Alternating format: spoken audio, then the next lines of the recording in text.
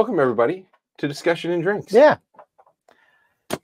It is October 28th Yeah. when you're seeing this. And happy Chucks and Pearls Day. Chucks and Pearls. I don't know what that is. Sounds like fun. It's a lively celebration. Oh, it's not even a real thing. Never mind. Oh, internet. It's not you even a slay real thing. me. It's not even a real thing. Yeah. But it does happen to be International Animation Day, which is pretty awesome. Yeah. We are super close to Halloween. Yeah. We are just a few days after the release of Wake the Dead. Wake the Dead by my band Craving Strange. Yeah. So yeah, lots to talk about today. We'll find out what each other's bacon is. Yeah. And I got something for us to try. Yeah. And what are we drinking? We have Teeling single pot still whiskey. Oh, nice. Yeah. So yeah, it's a special bottle of Teeling. I'm excited for you were that. drinking the Teeling a couple of weeks ago. So let's get this going. Yeah.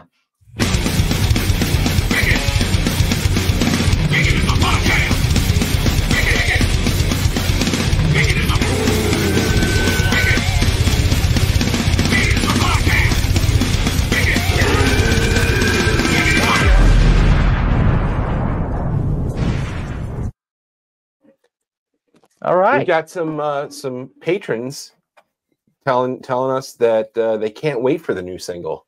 Yeah. Well, if you're hearing this, then it's already out. But Right. if you're a patron, they're on live with us, and so they got to wait a couple more days. You know what? Maybe they don't. Yeah, I would say they probably Maybe. shouldn't.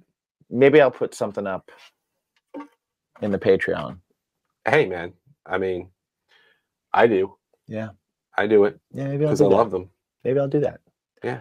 The T-shirts are out. You got yours. I got mine. Mine's coming. It's the first band T-shirt of my own band that I have ordered in quite some time. Actually, the first one I've ever ordered. Okay. Well, Right, because I've grabbed one when we had a bunch of physical ones, but once we started doing Sure. actual orders, I did not really ever do that again. yeah. But I was like, I purchased with my own money my own band shirt. Yeah. That's great. Yeah.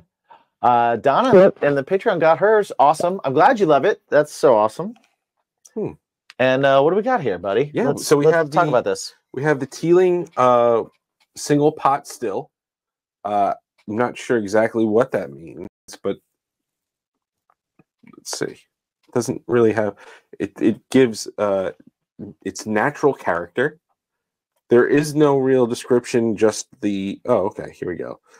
Irish whiskey, our single pot still whiskey was crafted using a recipe of 50% unmalted spring barley and 50% malted barley, which has triple distilled, matured in select casks until we say it's ready.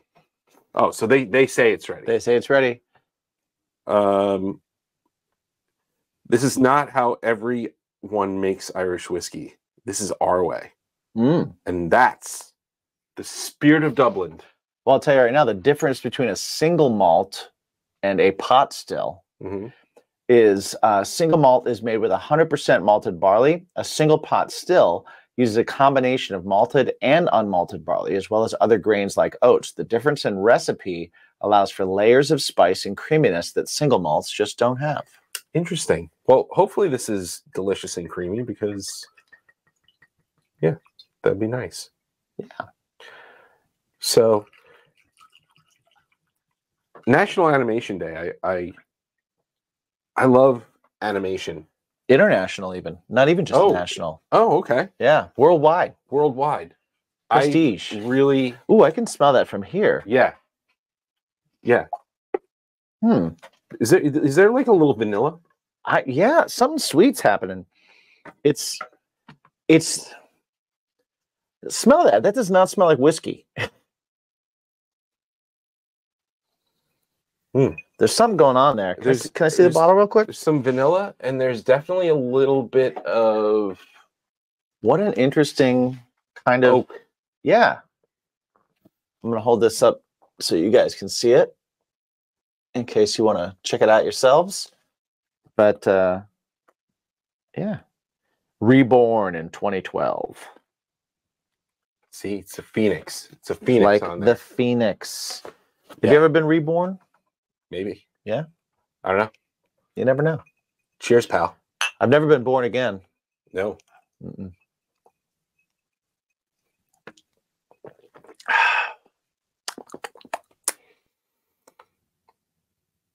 That's interesting. That's odd. Because it kind of tastes, there's a bourbon hint to it. Yeah. Like there's the, how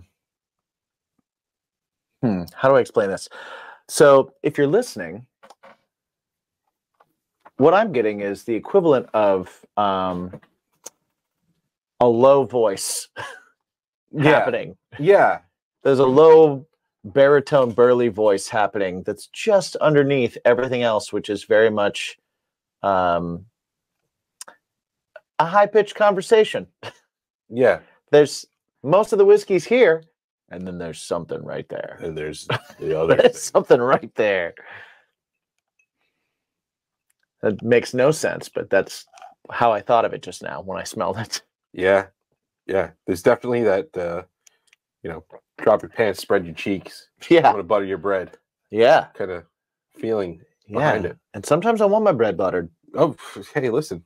You know? Sometimes you do. I like it. I think it's interesting. I do too. It's there's depth. It's complex. There's depth. Yeah. And you don't really get that a lot. Yeah. Teeling is a pretty good whiskey. I do taste, like this versus Jameson.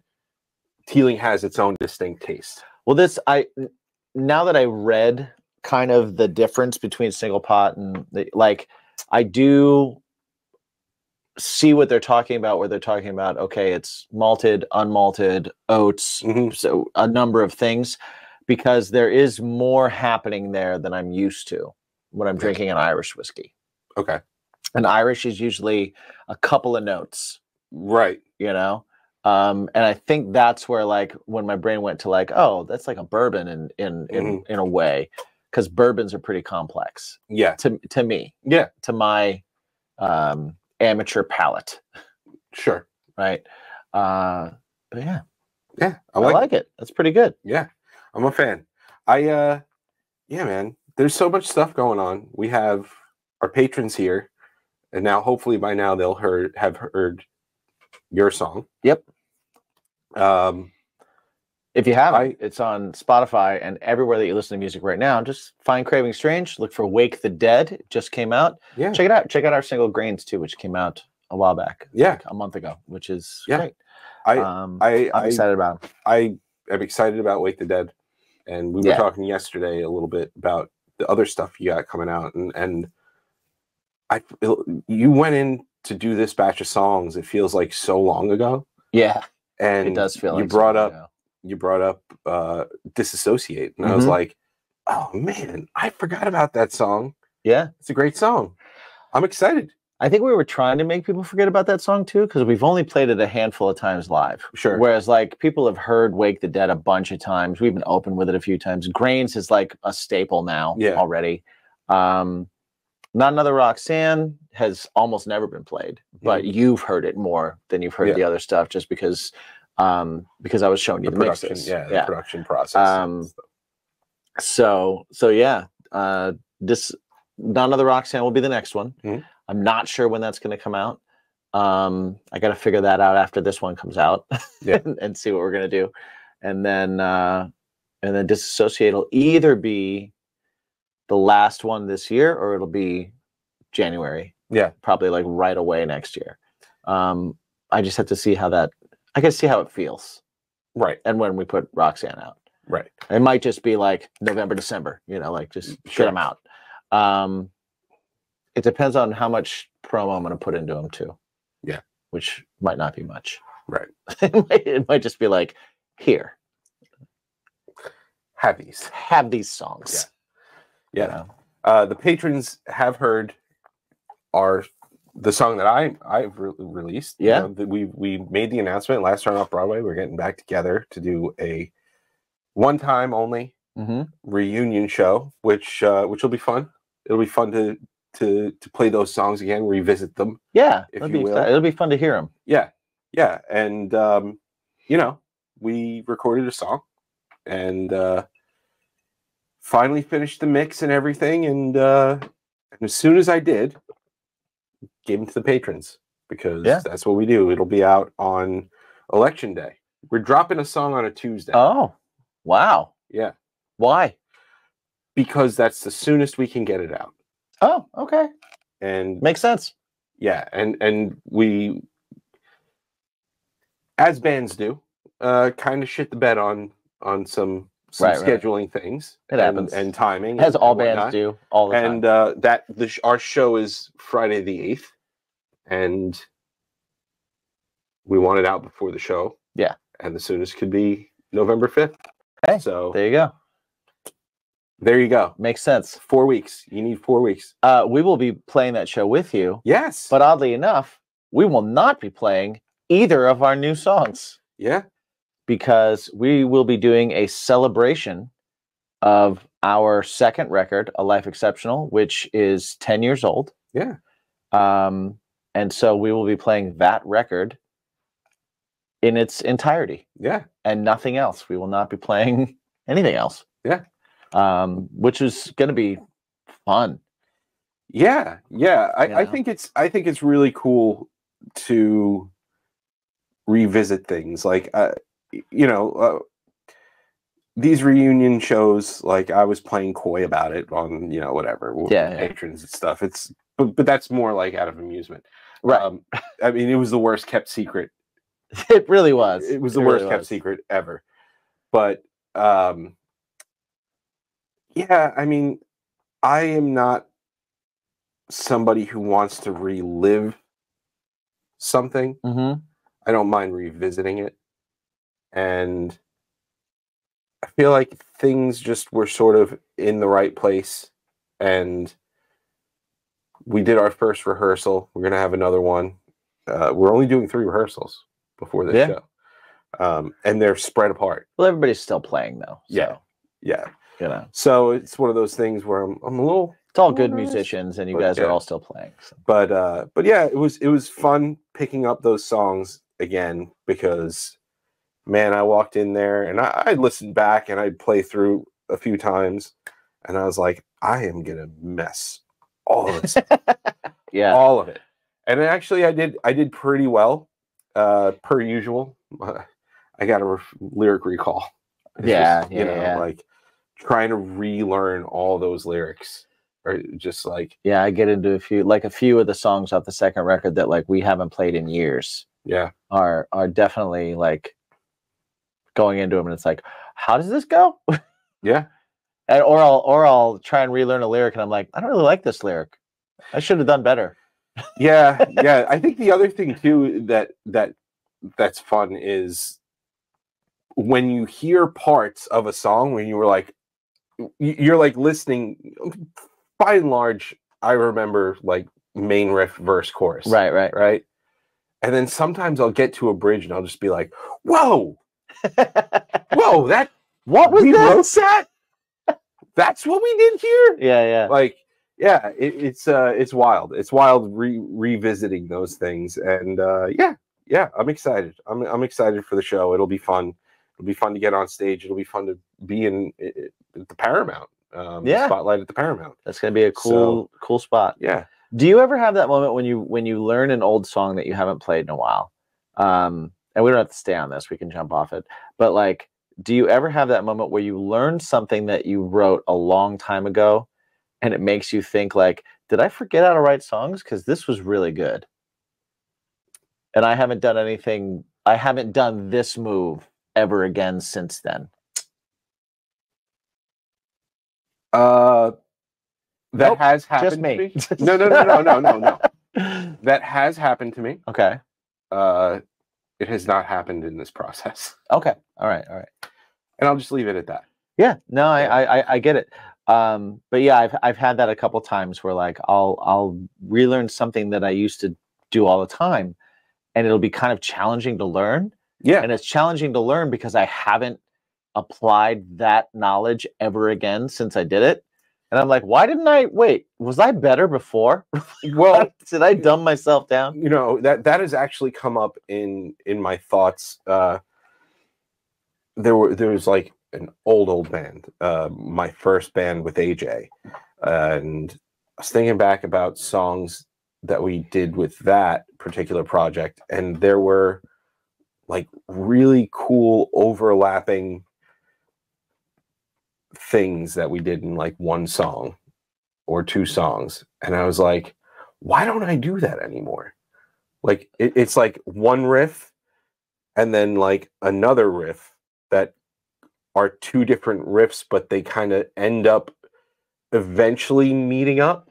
Oh yeah, okay. And I used to do that quite a bit. And you know, sometimes I would do within a 4/4 time signature. I'd have these riffs that are just my own timing. And but it would always like maybe the first go around of that 4 would not be the same, or it wouldn't meet up. Okay. But by the end of 8, you were like, oh, okay, no, that does fit that. Okay. So yeah, I have felt that way before, but for Last Turn Off Broadway songs, no. Gotcha. No. Do you feel like you have a signature that shows up in your songwriting or your production, where it's like because I think having one is a good thing. Sure. I think that is, if you have something that's distinctly you that people can point to and go like, it sounds like he did this, as much as like to us it'll probably be like, oh man, I'm repeating myself, and you're right, but I think that that's an important thing to have, and I think that's good. Do you think you have one? Yes. What is it? For sure. I don't know. I don't know exactly what it is, but I feel like you don't have one if you don't know what it is. I feel like it's okay. So I've actually had people say to me, okay, that they know when it's me. Okay. Sonically, or just the way that there's a layout. I've had it said to me multiple times, and sometimes it's by non-musicians. So, well, that's when it's most important. So, right? Yeah. But what would you say it is? Like, for example, I will say that I think mine is at the end of the song, the bridge and the chorus become one. Okay. Right? Like I revisit parts, the ends of the of my songs are multiple parts of the songs playing over each other and happening at the same time, like a Broadway thing would be. Right? Yeah, like a reprise. Yes. I do that a lot. I do it all the time. Probably too much. But I definitely think that that's a thing that I do that I don't hear a lot of other people doing. Yeah. At least locally. Yeah. Right? So that's what I would say mine is. Like, what do you, can you think of something that's that you would say yours is? You know what? I don't know. I really don't. I when it comes to something like that, I never really put thought into it. And like I said, there's like I've had musician, non-musician, all that like say to me, like 30 seconds in, I knew you had written this, or I knew you had played on this. You have a sound. Yeah, and I don't know how to quantify it per se. Yeah. I don't know how to. It's like a sound. I think that's different though. Like I would say in the past, I would say that your thing was everything had everything you wrote had a middle 8 that was a halftime, like a very metal halftime middle bridge section. Yeah. What do they call it? What's breakdown? Yeah. I don't know why I couldn't think of the words breakdown. But you had a distinct kind of breakdown, and it showed up in a lot of your stuff. Sure. Right? But I can't say that anymore. Like you don't it's not like that now. And I think that's a good thing, because I think that was like a growth thing where it's like, if the song needs it, it gets one. Right. And if the song doesn't need it, it doesn't get one. Right. Right.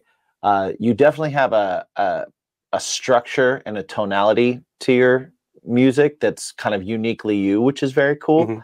But I'm still waiting to figure out what your like signature is.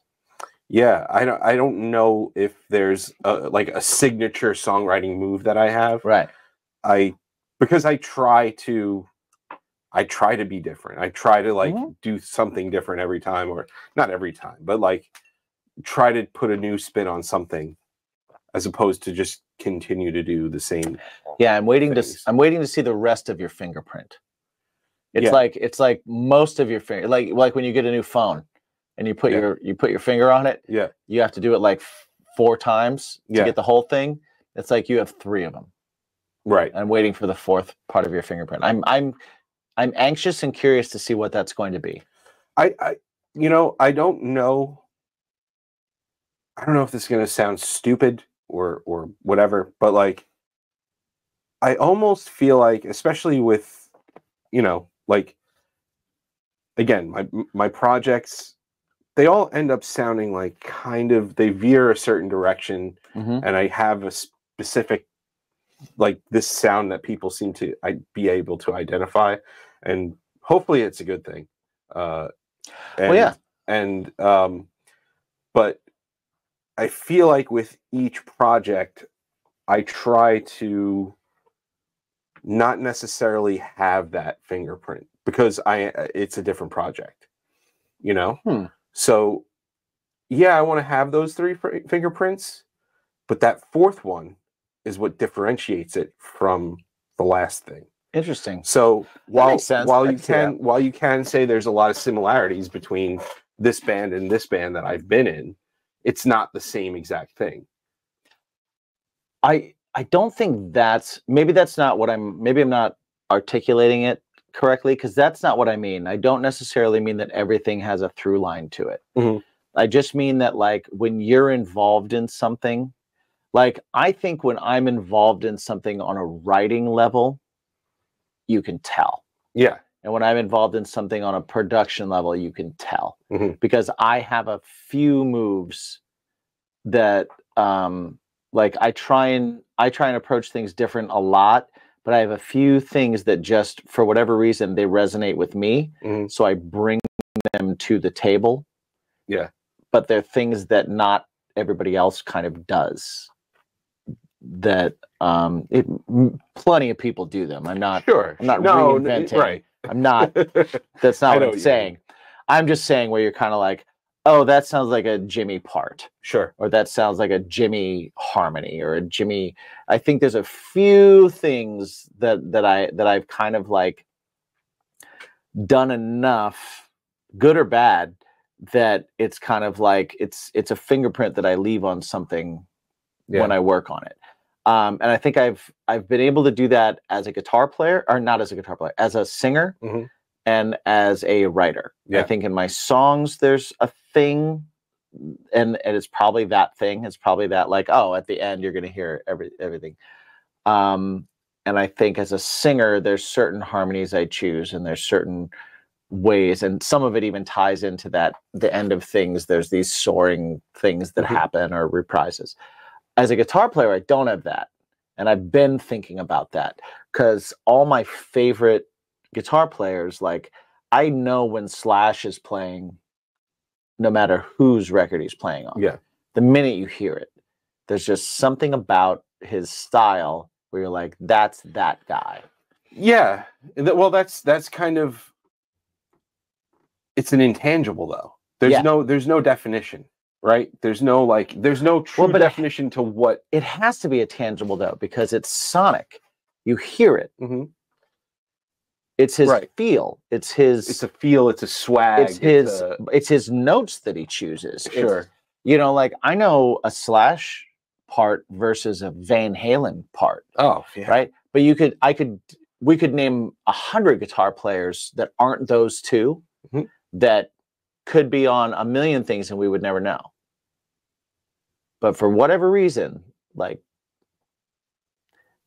if I hear a song, if Slash plays on a Black Eyed Peas song, and I hear the song for the first time and I've never heard it before, and I hear the guitar part, I'm like, it sounds like Slash. Yeah, oh yeah. Right? Like there's something. That's not saying he's the best. That's not saying anything like that. No, it's just saying. But there's a thing. You can tell that that's the person. Yeah. Yeah. And I want to have that in all aspects of everything that I do. Like I'm chasing that 100%.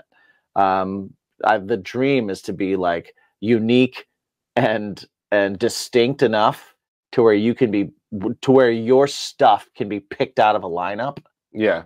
Right? Even if it's not your song, even if you didn't write the song or record it or do anything to it, there's something to what you do. That's like for me, that's like one of those dream type things. Is it's like, oh man, I want to be like unique enough or distinct, not even unique, unmistakable, distinct sonic enough. Yeah. To be able to do that. It needs a lot of work. I need to work really hard. Yeah. But it's always a chase thing. So I wondered if that was a thing that you ever thought about, or you ever. No, you know what? It's never something I put thought into or anything like that. Okay. Is it a weird thing to put thought into? Maybe it's a weird thing to put thought into. I don't know. Dude, I don't know. For me, I'm always trying to just do better, whether it be, singing or writing or production or anything like that. It's always like, how do I level this up? Okay, I know how to get here. Right. It's the same as, starting a new band, right? Yeah. You start a new band and you go into things, and because you've made certain moves that worked and certain moves that didn't work in the last one, you approach this new one and you're like, okay, I can get this, move this forward to where it needs to be way quicker. Right. And then I can level up. Right. I can skip a few steps. Right. Because I know a better way of getting here now. Yeah. And I feel that way about songwriting and production and all that kind of stuff is that I'm just always trying to make it better than the last. But yeah, I never really thought about like, what is my fingerprint, other than when people tell me like, I heard this song and I immediately knew it was you. If you think about it now, do you want to have a fingerprint, or do you want to be able to blend into anything and be invisible? I don't know. I think there's a time and a place for both of those. Sure. Like for example, the project with Andy, Oswald's Revenge. Like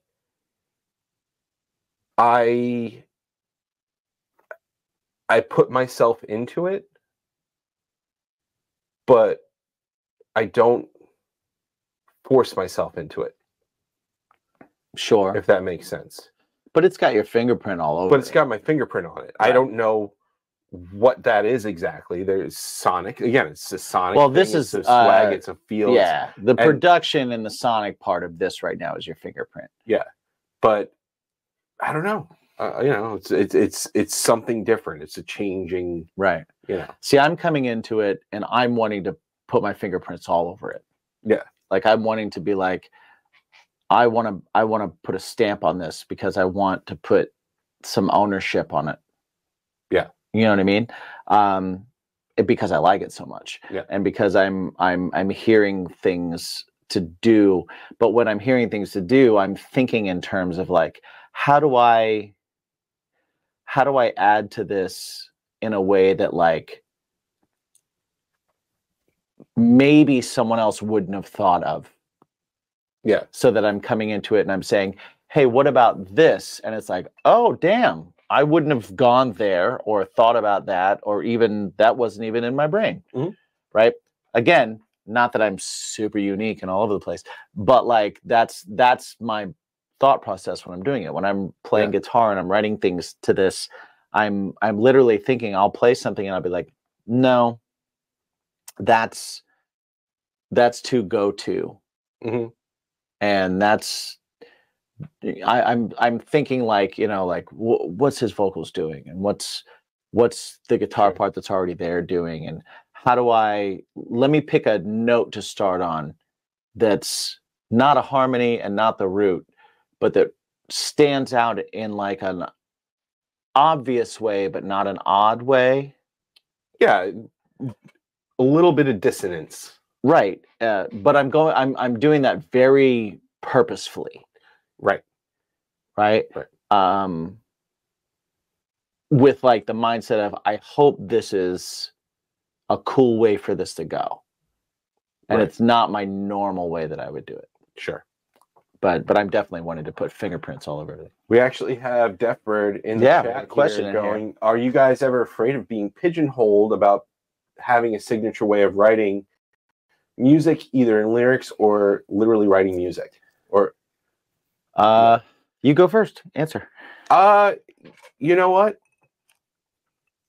I don't get worried about being pigeonholed because I try to approach things a different way. Mm-hmm. Like, and I've been talking about this all year, is that my goal this year was to write with different people and take different perspectives. And, you know, it was very important to me to like go and sit with Joey and write with Joey. Mm-hmm. And we had him here, and I went there, and then the three of us, we wrote, and, you know, writing with Andy and writing with Dan again, and some of the other ones that I'm doing online, like, you know, doing stuff with past guests and stuff like that. It's just like, if you're open-minded and willing to take suggestion and willing to hear other people out and learn different approaches, you never have to worry about being pigeonholed, because you're learning other people's process. You know, even as silly as it sounds, like listening to you know, Silverstein a few years back did a companion podcast to a record that they dropped, and they track by track go and talk about the writing process, and they play the demos, and they show, okay, well, this is how this changed, and this is how this changed. And yeah, so like it's just, if you're willing to come at things at a different angle, like something heavy, I was coming at a same angle a lot. Mm-hmm. And that's what made it sort of like where I was kind of like, you know what, I have to switch things up. I need to change things. I need to like approach things a little differently. That's why I kind of put brakes on it a little bit. Not because it's over or ending or anything like that. Right.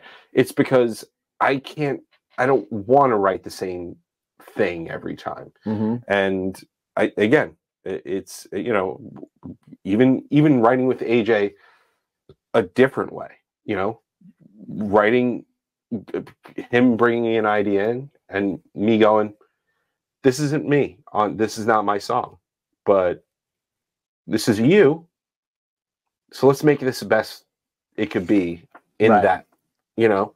And yeah, I don't. So yeah, to a point, I guess, yeah, you do worry about falling into the same thing. But if you're willing and able to approach things differently and talk to different people and hear what their process is about, and then you don't have to really worry about that. What's up, guys? Are you a fan of Bacon Is My Podcast, and you're like, where can I find more stuff? Well, we got the site for you at baconismypodcast.com. That's where you can find literally everything. It's the portal to his stuff, my stuff, and our stuff, including Bacon's My Fashion. You can find t-shirts, you can find hats, you can find all kinds of stuff to put on your body parts. You can also check out all of our awesome sponsors, get discounts. We always have the most recent and the best prices for you. And check it out also over at patreon.com/Bacon Bacon is my podcast. Never changing. Never changing. Find us at baconismypodcast.com. Thanks for checking it out, guys. And remember to ask yourselves, what's your bacon? World peace. Yeah, makes a lot of sense. I think for me to try and answer that question, I would have to say, if I'm worried about anything, I'm worried about the people that I'm working with wanting to pigeonhole and stay in a box because the box works. To the point where I probably to a fault try and push so far out of that box that I need to be reined in sometimes. But to that same token, again, I intensely want to be the type of player and musician where someone might be working on something and they think to themselves, oh, you know what would probably be good here? Like a Jimmy G type part, to where I might get a call and being like, what would you do here? Because this thing that you do is cool.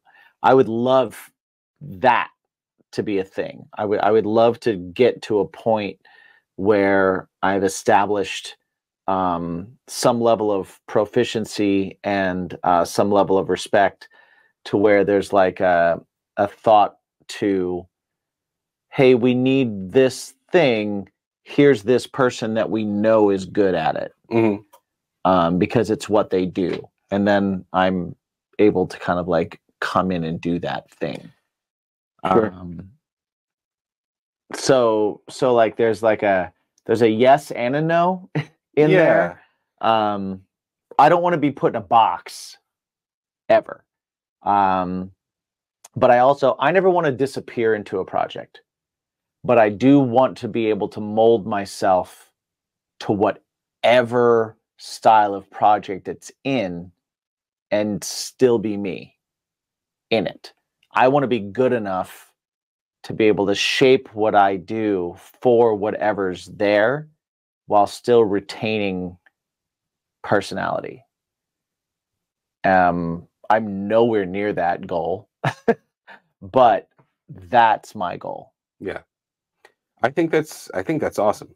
I think that's really awesome, really special. And yeah, man, I think for us as songwriters too, I personally, and I know you do to a degree, but like when I first write something and it's not quite there yet, but I know I got something, I absolutely have we'll call it the hidden tribunal of friends that I send things to.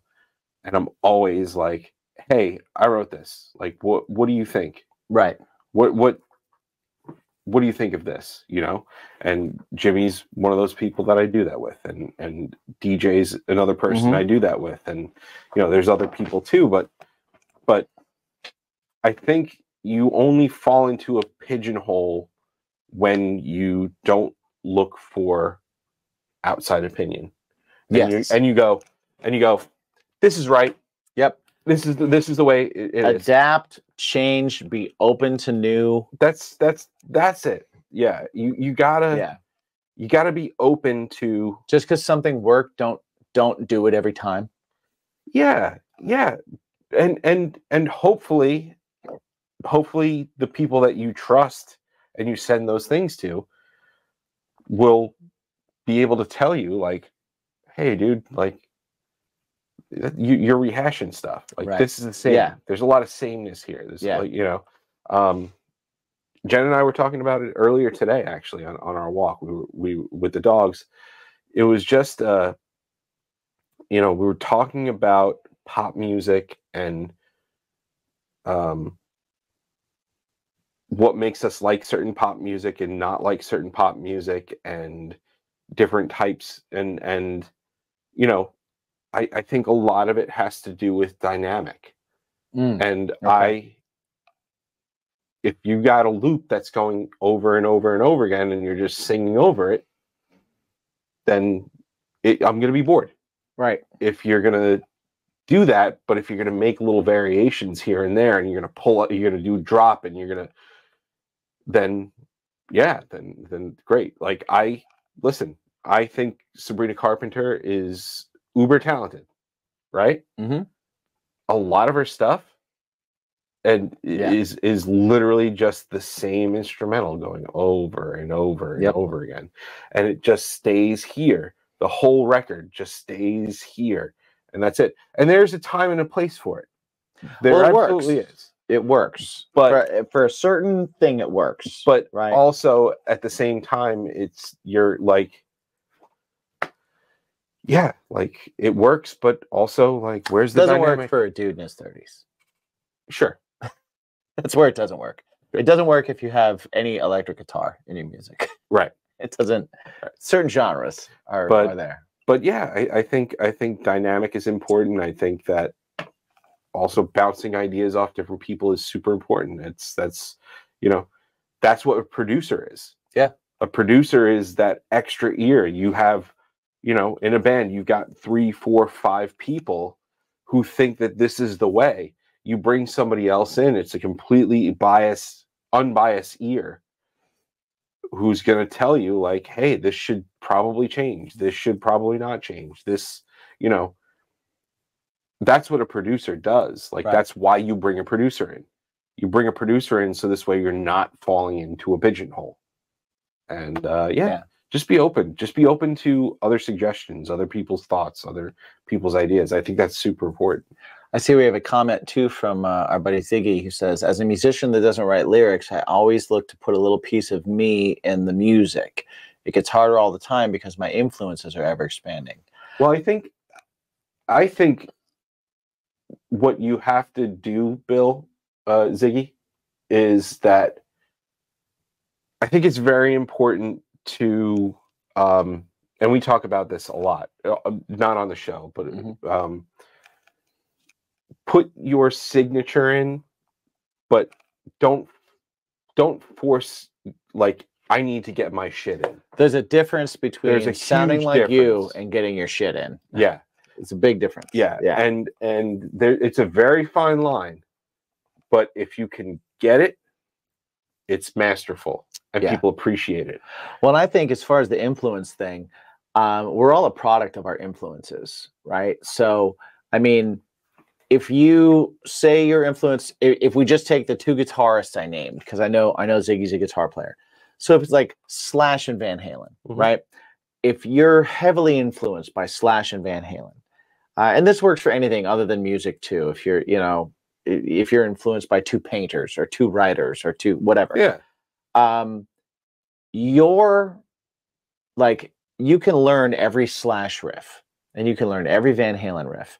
And if you use those riffs in your music, you're going to sound like someone that's using a Slash riff or you're using a Van Halen riff. Now, where you decide to combine those riffs, right? Say you're writing something and you take half of one and half of the other, or 80% one, 20 the other, like wherever you combine those mixed with the way that you approach it and your rhythm and your timing, that becomes your signature and your style, right? Like you're not playing either of those artists' work just by itself. Right. You're combining the works of things that you're influenced by, and then your own technique is going to affect how you play it, not like either of them and a little like both. And when you combine those, the level that you combine them at and start using them and start hearing them and putting them into whatever you're doing, that's what makes it you. That's what makes your style. That's what makes your signature. That's what makes your sound, your everything. I think where people miss that, and again, back to that difference between a player and a musician, a player learns all the riffs. and can call any of those riffs anytime they want to, and they can play it in every key, so they can play amazingly.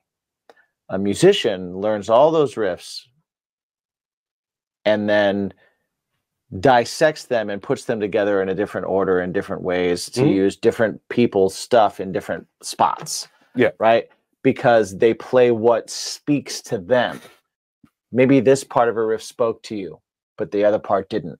Or this part of a rhythm hit you in a certain way, but like when you play it, the other half of it doesn't really. But you put another artist thing in there, and then it does.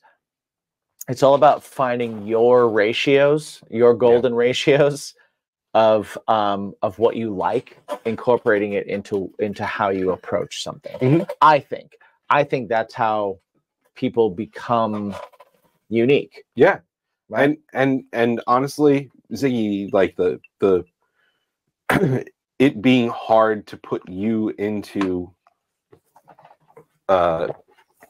your music because of your expanding influence is awesome, actually. I think it's super important that you're open. Again, this is being open, approaching everything with an open ear, especially music, and learning different genres and finding appreciation for different genres and different ways of playing and all that stuff. I think it's super important. Yeah, man. I will say, just from my own experience of being a guitar player for the last between 15 and 20 years, you know what I mean? Like, I have grown more as a musician with using a guitar as my paintbrush in the last year than I have in the last 10. Just because I wanted to, you know, because I wanted to approach. I didn't want to just do what I do in a different or better way. I wanted to learn new ways to do it, right? And then combine those ways with the ways I already know. And so I think, you know, your comment of like, you're nearly 40 years in and still learning. Like, yeah, that's the gig. It doesn't matter how long that's you're the in. gig. If you're not still learning when it comes to creativity, then what are we doing here? Yeah. You know, right. You're never done. Pinky brought up she's an appreciator of music. She doesn't think she could play signature, but with deep dives, I'm guessing, of different albums, she does see cohesiveness from song to song, album to album. I do think so. When it comes to that, again, this is where like the producer comes in, right? So if you have a band working with the same producer over and over and over again, then you're gonna get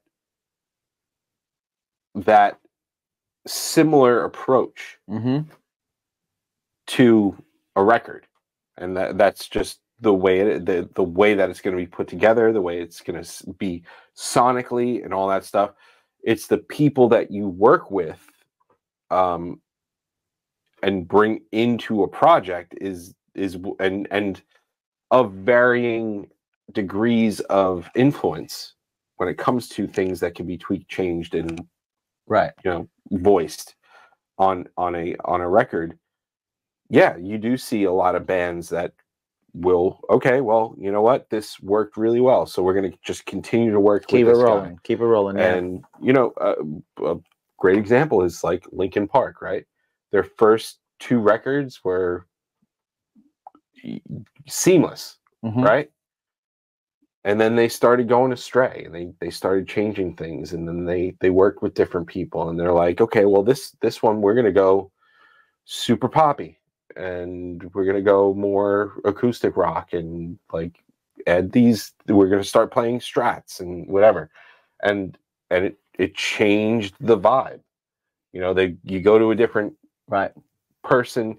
And what's very interesting too is, and that's something we really don't talk about because we're not in an album cycle, right? Yeah, but the world's different.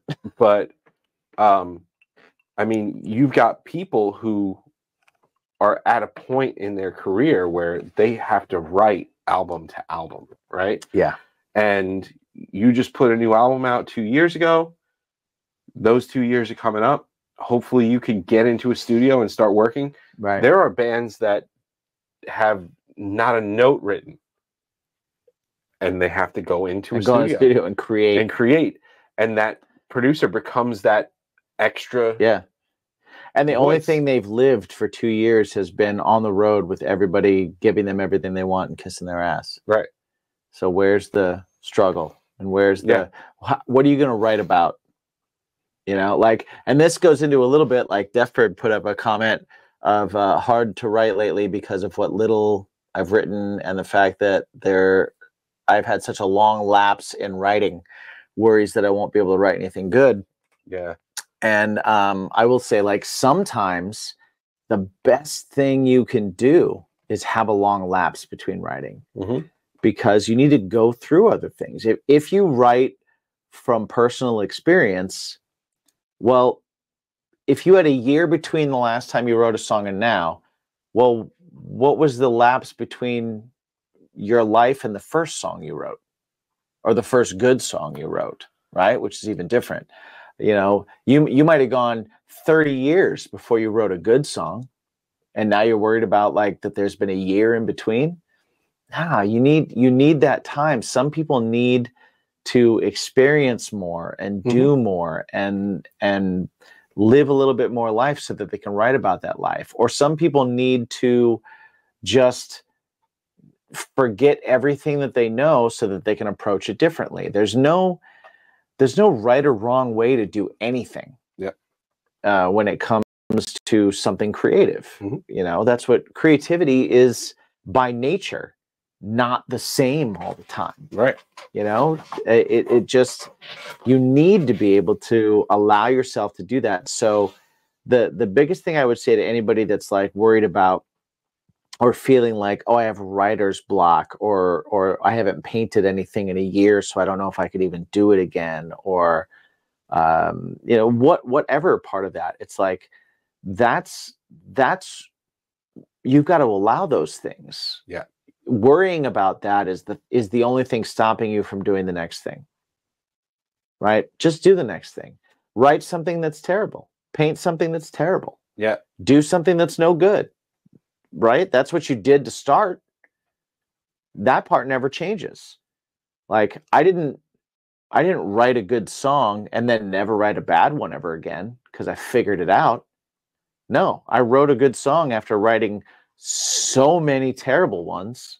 Bunch of stinkers. And then wrote a bunch more terrible ones and stumbled upon another good one. And then found a process that happened to work for a couple of songs in a row. And then wasn't able to write for a year and wrote stuff that was just terrible and just the same thing that I had done before over and over, and scrapped that and tried to learn a new way and tried to like make myself do things different ways. Like, oh, put a capo on and only write with that, or only write in a different tuning, or challenge yourself in different ways. And when none of that works, you stop for a while, and then one day you pick up a guitar and all of a sudden a song comes out and you're like, oh man, it's back. Yeah. And you write a couple things.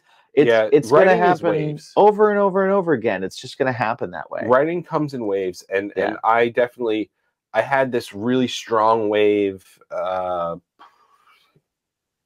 like just before the summer. And then like I had one coming into the new year. I had one just before the summer. And then like it was coming down, and ended up having, you know, having the thing with Andy start, and because I was on that downwards, you know, that downward spiral of like, oh man, everything I write is garbage. Yeah, like, I haven't written a song in almost a year. Really? Yeah. Wow. Disassociate was the last thing I wrote. Oh wow. Right? And sure, the songs are coming out now, but that doesn't mean you know what I mean? Like, I wrote them a long time ago. Sure. And I go through that all the time. but also like you were saying too, to your point of the gaps between, like, yes, you have to experience new things, because if you're writing 10 songs in a row, there's a good chance that most of those songs they're about the same thing, are going from the same well. Yeah. You know, and there's probably similarities. Yeah. That are, and yeah, so it's really, really important to have those gaps. Yep. Because again, it all comes down to, hopefully you're a different person.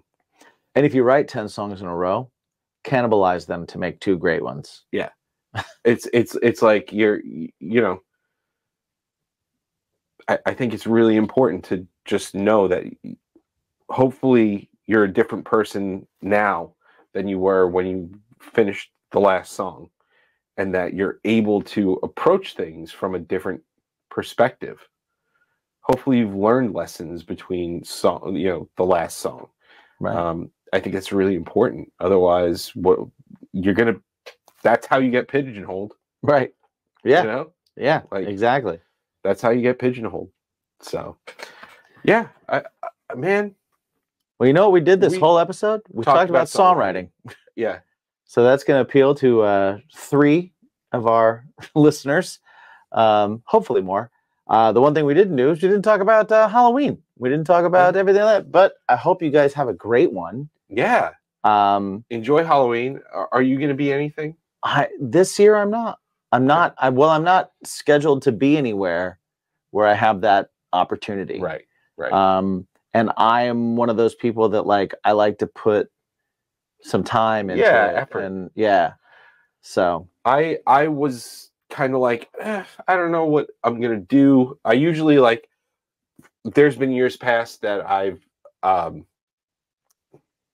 Jen and I we've gone we're gonna do, the kids pick something out, and then we're gonna do something that complements them. Okay, that's cool. And probably everybody's favorite year was the year that Lacey was Elsa from Frozen, and Gavin was riding a T-Rex. That's great. It was like a blow-up T-Rex. Yeah. And the 2 of them, we were like, we're not telling you. We're just gonna show up. You're gonna come home, and before we go trick-or-treating, we're gonna come out in our costumes. And they were like, oh, well, it's just gonna be, mommy's gonna be Anna from Frozen, and daddy's gonna do something from Jurassic Park. Okay. And we flipped the script, and Jen walks out, and she was Claire from Jurassic World to pair up with Gavin. Right. And I came out as Olaf. That's awesome. Full on, top to bottom, Olaf. Nice. And that was awesome. That is awesome. So this year I was kind of like, all right, well, what do we do? Jen is paired up with Lacey. Yep. Doing some Descendants thing. And Gavin is that giant blow up dinosaur that does all the funny videos, like the one that's running around. Yeah. The T-Rex. And I'm like, I don't know what do I do? Jen bought me a Deadpool onesie. Oh. It's fleece, it's zipper up, whole 9. So she was like, you could do that. You're gonna be a loose Deadpool. I'm gonna be a loose Deadpool. Nice. A warm loose Deadpool. A warm loose Deadpool. Yeah, you better hope it's chilly then. Yeah. Well, and last year I was Gambit. I bought the Gambit shirt. Nice. Half-assed it, but yeah.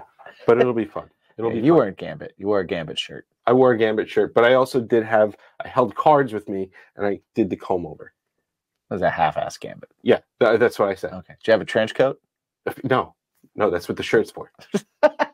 It resembled. It was a brown trench coat. I'll wear it next week. Right. I'll wear it next week. All right. Yeah.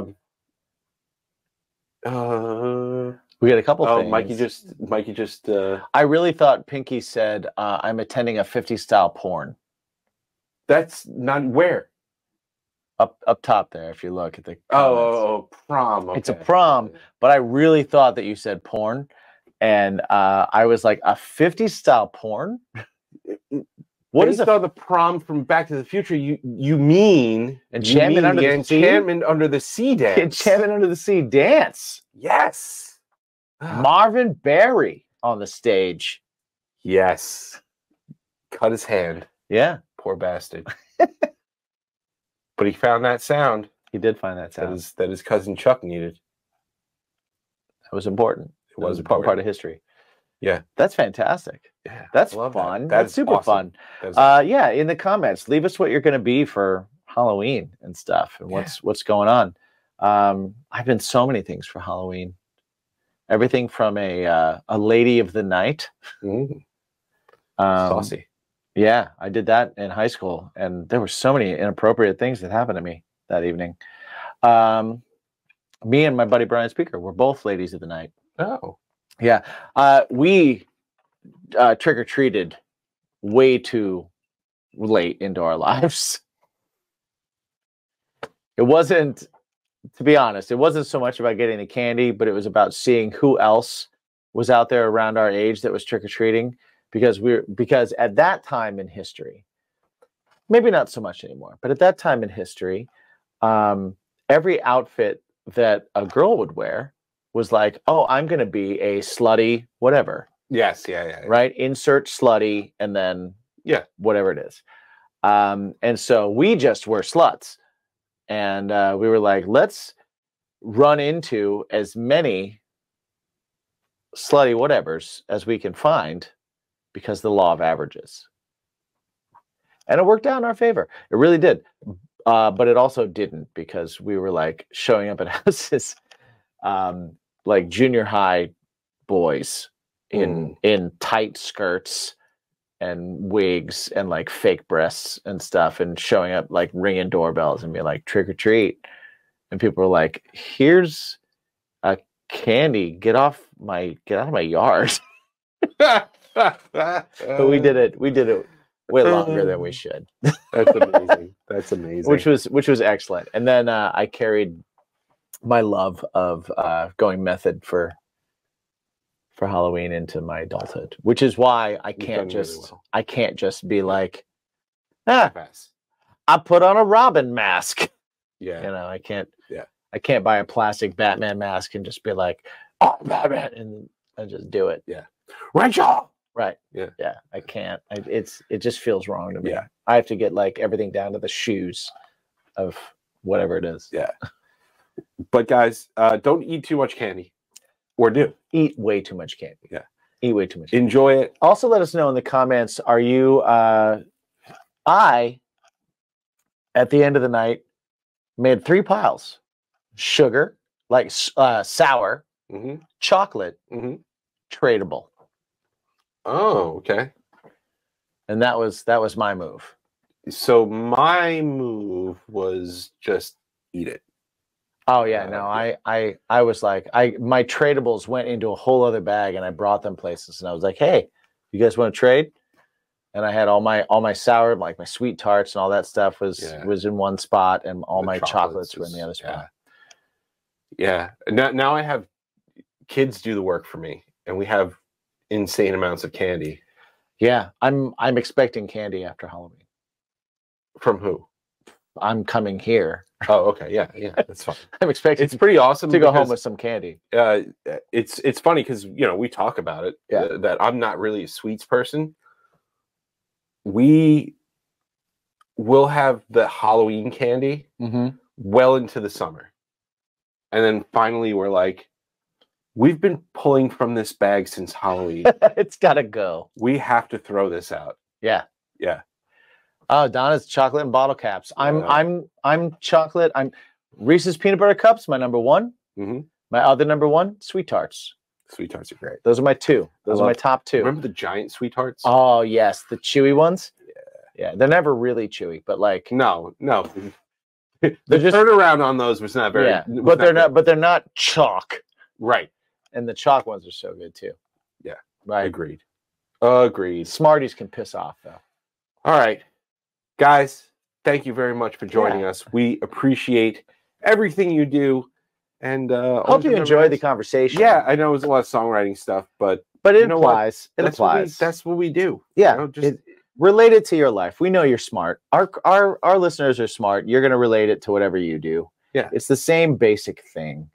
You know, that's our thing. That's what we do. That's our bacon. Yeah. What are you gonna do? Always remember, ask yourself, what's yours? Yeah. What's your bacon? Exactly. Happy Halloween.